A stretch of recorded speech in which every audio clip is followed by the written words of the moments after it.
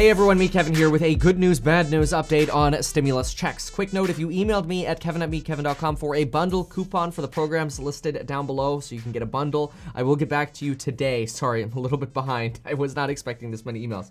Okay, first, let's start with the bad, then we'll go on to stimulus checks and what's possibly warming up over there. Okay, first, the bad. We already know that we have to get an omnibus package done in order to get a stimulus package. That's because the stimulus package is going to ride on an omnibus package to fund the government. An omnibus package just means that there are 12 bills put together in one package to keep the government funded. The current expectation is that a stimulus package, this here little notepad, would ride on an omnibus package to pass and actually go into law. So if you don't have the big package, you don't get the little one. A big problem now that has been circulating for about a week now, but has been sort of reflamed today, has to do with the National Defense Authorization Act, or the NDAA. Donald Trump this morning reiterated this following quote on Twitter: "I hope Republicans will vote against the very weak National Defense Authorization Act, which I will veto. Must include a termination of Section 230 for national security purposes, preserve our national monuments, and allow for 5G and troop reductions in foreign lands." Donald Trump has a list of demands here. The most important is his reference to Section 230, because this is the most politically debated. Section 230, by the way, has to do with free speech online. But in Donald Trump's case, it doesn't necessarily have exactly to do with national security, although that argument can be made. The big issue for Donald Trump is that Donald Trump believes that tech companies cannot have it both ways. They should not have the right to liability protections, while at the same time as being able to label information as potentially misleading. So as a direct example, when Donald Trump tweets and he gets Twitter labeling, a fact check on his tweets, Donald Trump believes that right there, that action should eliminate Twitter's ability to have liability protections. So in other words, you can't have both. If you want liability protections, let people speak freely. If you don't have liability protections, fine. Then maybe you can curate the content of your website. This is also very similar to YouTube banning the One America News Network about a week ago.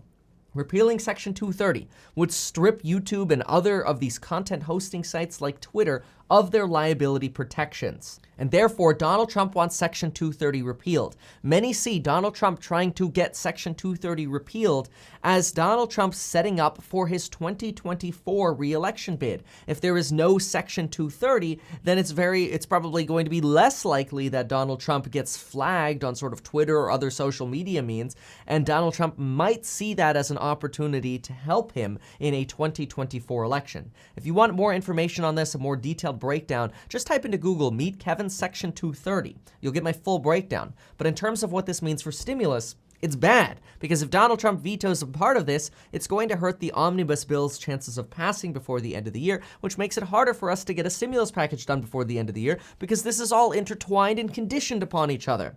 It's a mess.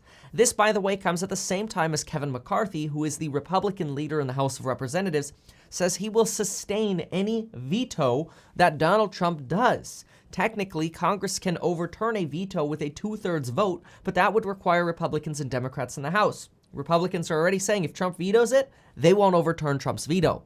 The Democratic majority leader in the House responded and said, "I am disappointed that we have not yet reached an agreement on the government funding bill," which includes this NDAA, "and the House will vote on Wednesday on a 1-week continuing resolution to keep the government open while negotiations continue." As of this morning, congressional leaders met. That means Pelosi, Schumer, Hoyer, McConnell, and McCarthy, these are big names here, met to discuss the inauguration. They were expected to talk about stimulus negotiations as well, but after the meeting, the leaders walked out and told reporters that they didn't discuss the omnibus package or COVID relief at all. Instead, they focused their attention on the inauguration. That's right. This is a sign that Congress's leadership is still prioritizing other work like the inauguration over stimulus and providing proper relief to Americans and keeping the frickin' government funded.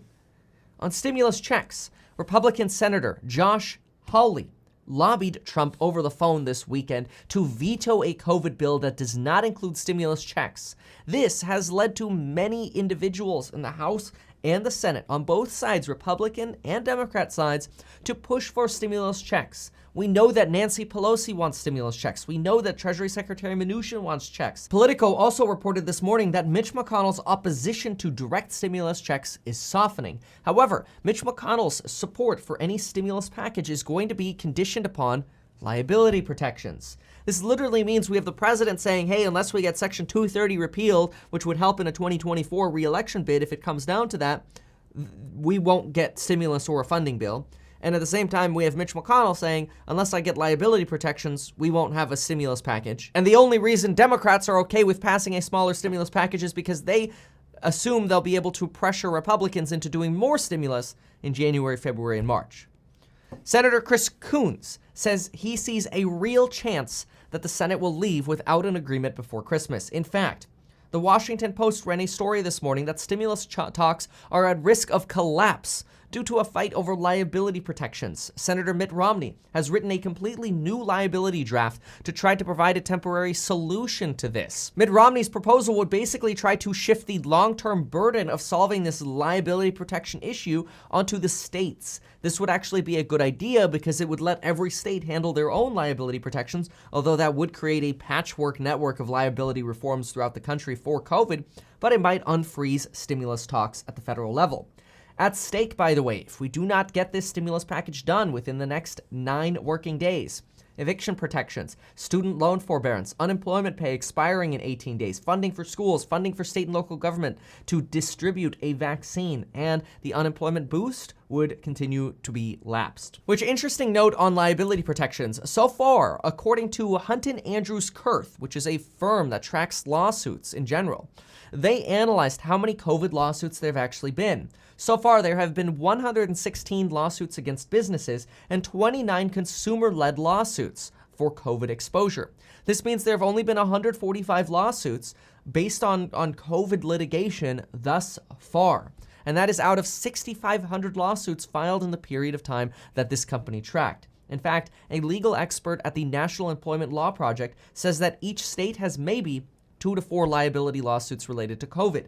He says this is a trickle, and he says that this whole immunity bill that is proposed by McConnell and Cornyn is really a solution in search of a problem. He says there won't be a flood of lawsuits. So far, the data agrees with him. Another legal database shows similar ratios, though slightly more cases. At the same time, over 1,300 lawsuits have been filed by businesses suing their insurance companies for payments for business interruption claims due to the pandemic. On COVID, we had 202,268 cases, 1,522 deaths. The White House legal advisor Jenna Ellis has COVID following possible exposure to Rudy Giuliani. It is also possible that Peter Navarro was exposed as he was in close contact with Giuliani on Friday. Britain has begun its mass inoculation campaign with a 90-year-old getting the first Pfizer dose. That's the update for today. If you've appreciated this, consider subscribing. Join the pre-1 million subscriber crowd. We might hit that today, which is absolutely unreal. Check out the courses down below. Email me for a bundle coupon code. And folks, we'll see you next time.